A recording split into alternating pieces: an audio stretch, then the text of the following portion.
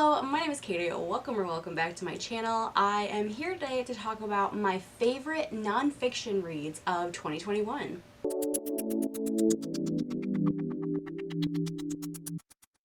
Okay, so nonfiction in 2021 was fairly successful. I am missing one book. I can't find it, and I'm actually really concerned that potentially it wound up in my my box that I took and sold to Half Price Books. I don't know, maybe it'll turn up somewhere, maybe it's like under my bed or something ridiculous. Let's hope, because I really loved it and I would be sad for it to go. As a disclaimer, not all of these, actually I don't think any of these, well no, one book on this list I think was published in 2021. The rest are just books that I read in 2021 and have made my favorites list. These are not ranked. Not ranked. I couldn't do that to myself. It was hard enough narrowing the list down to 10. I started and I was just going to do 10 favorite books of 2021, and then I quickly realized that that wasn't going to work. So I divided it into 10 nonfiction and 10 fiction, and I was like, okay, this I can do. So this is the nonfiction. I cannot put them in any rank. These are all number one. It's a 10-way tie for number one as far as I'm concerned. Okay, first up, we have 84 Charing Cross Road by Helene Hanff. I know this isn't everybody's cup of tea, but I thought it was absolutely adorable. I loved the little bits of humor that rolled through this book. This is essentially just a collection of letters between Helene, the author, and this bookstore in London on 84 Charing Cross Road that she wrote to, trying to track down specific copies of specific books. They ended up kind of developing an odd sort of friendship, and it's charming. It is absolutely charming. Next up, I have Being Mortal by Atul Gawande. I know I talked about this when I read it. I think I read it in November, and it had a particular impact on me because this book really discusses end-of-life care, and how in the United States at least, elder care is not something that most doctors want to go into, so there is not really enough available to help the aging population.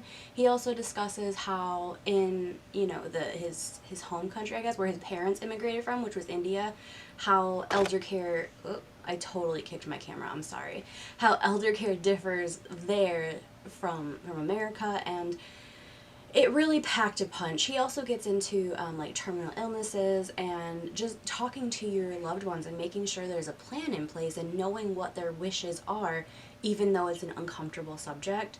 So this, oh man, this, like, honestly, my mental health took a nosedive, but it was so worth it because it was just so impactful, and I'm still thinking about it. Next up, we have Lab Girl by Hope Jaron. This was everything. It was so beautiful. This is a memoir. Hope Jaron writes about a little bit about her childhood and her education, how she came to get her PhD, and how she opened her very first lab. And there's a lot in here that is so funny, and then there's stuff in here that is just so unbearably heartbreaking. I listened to the audiobook for this, which I highly recommend because Hope Jaron actually narrates the audiobook, and that just lends so much to it. I cannot recommend this one enough. I absolutely adored it. Next up, we have The Immortal Life of Henrietta Lacks by Rebecca Skloot. I think I got through this in like 2 sittings. Like, I was hooked. Such, like, the way the author narrates the life of Henrietta Lacks is beautifully done. The relationship she was able to form with Henrietta's family was exceptional. I learned so much about medical history in the United States. I learned a ton about Henrietta and her family. I thought this was just so exceptionally well done. I am curious, for those of you who have watched is it a show or is it a movie? Let me know. Is it worth watching if you read the book? Are they a good accompaniment to one another? Or if I've read the book, can I skip the show? I'm very interested. Okay, next up we have 2 by the same author. We have The Warmth of Other Suns, The Epic Story of America's Great Migration, and Caste, The Origins of Our Discontent, both by Isabel Wilkerson. I gave both of these 5 stars. Here, let's hold them this way. That's better. Oh my god. So I read The Warmth of Other Suns back in January.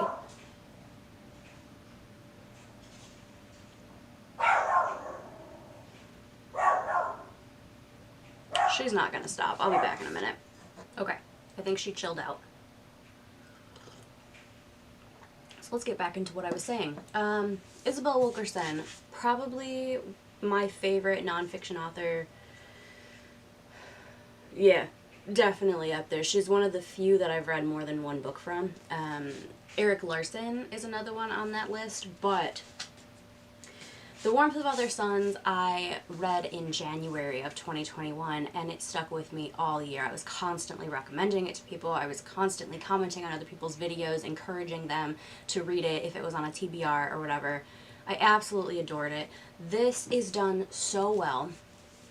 The author has interviewed 3 very, very different people who immigrated from the South and then either to north, like New York, Chicago, that type of thing, or to California, and just got their stories and just listened, which is something that is lacking in the world today, just listening.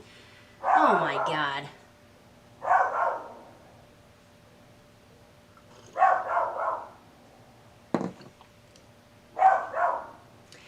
So interspersed between the narrative story of these people's lives, she has just factual details about the area that they started their life in versus the area that they moved to. And I just thought it was so well done. And even though this is quite a long book, it moves so quickly because I was so invested in the stories of these people. I absolutely adored it. I cannot recommend this one enough. Caste is quite a different tone. It is shorter, which is good. I mean, a lot of people get intimidated by long books. And also, I would like to just mention that on Isabel Wilkerson's Instagram, a while back, she had just posted pictures kind of that discussed the pillars of caste that she discusses in this book. So if you aren't sure you're able to commit to a long form nonfiction read, scroll through her Instagram and you can find those, and if you swipe, she gives more information about the various pillars of caste. Essentially, she describes the problems in American society as not so much racism, but as the result of a caste system, which is not something you would usually think of in relation to the United States. Nevertheless, it is there. And I think she did just a wonderful job describing these situations. It was clear that she so well thought out her statements and why she believes what she believes, and I just thought it was so well done. Okay, next up, we have Catherine the Great, Portrait of a Woman by Robert K. Massey. This was so good. It was almost like reading fiction, to be honest. The way Robert K. Massey was able to weave the storyline of her life into such a digestible format. Never was I intimidated by this at any point once I started it. Before you start it, it's a little scary because it's kind of long. But he tells her story so well. There are times when it's a little bit funny. There are times when it's kind of heartbreaking. But it really does give you a fairly complete picture, in my opinion, of who Catherine the Great was. And I loved it so, so much. Okay, last physical book. I have The Hemingways of Monticello, An American Family by Annette Gordon Reed. This was amazing too. This ranks up there with The Warmth of Other Suns for me. This really talks about the Hemings side of the Jefferson family. So Thomas Jefferson it was essentially a marriage, not by law, but in terms of how they lived their life together.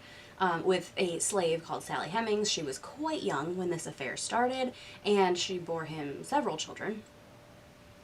And this really discusses her family, and then her kids as well. So you really get to trace Sally Hemings' line back and then forward.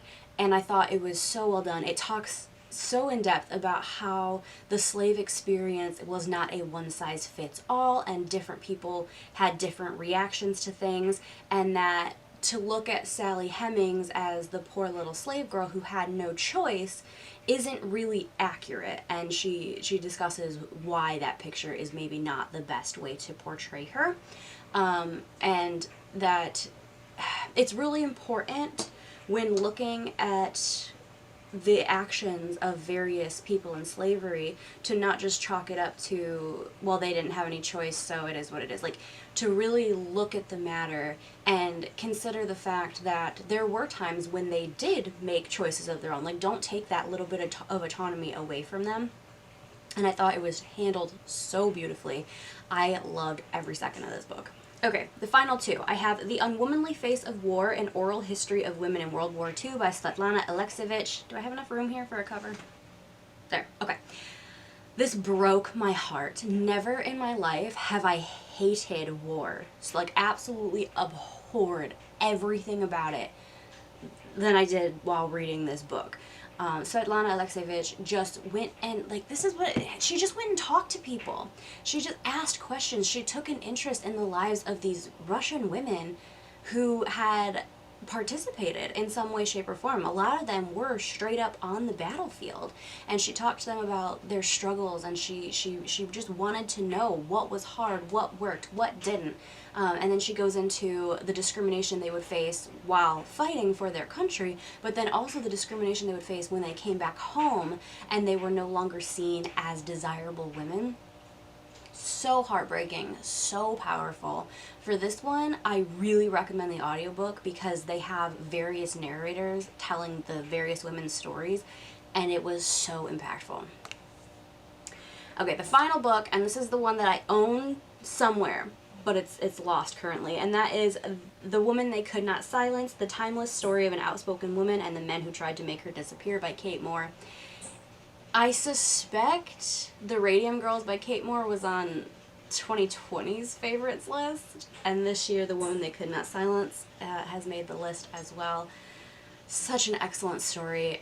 I've been reading a lot more fiction and nonfiction lately about women who were wrongfully imprisoned in insane asylums. You can definitely hear my washing machine, can't you? That just occurred to me. Sorry. Clothes gotta get clean. But this was just amazing. The strength and the grace that this woman maintained while being imprisoned, and then when she finally managed to extricate herself from the situation, she didn't just forget about the women who were stuck in there with her. She advocated for them, and she fought for changes to laws so that women could be their own person. And it was so touching, and it made me, like, so proud to be a woman. And I cannot recommend this book highly enough either. I mean, that goes without saying for all of them, but just wow. Okay, so those were my nonfiction favorites of 2021. Stick around. I'm going to try to have my fiction favorites up Friday. It should be possible. I mean, that's depending on if I can get my act together and get this video up today. But yeah, thank you for watching. Drop a comment. Let me know what your favorite nonfiction read of 2021 was. I am very curious. As always, thank you for watching. I hope to see you soon. Bye.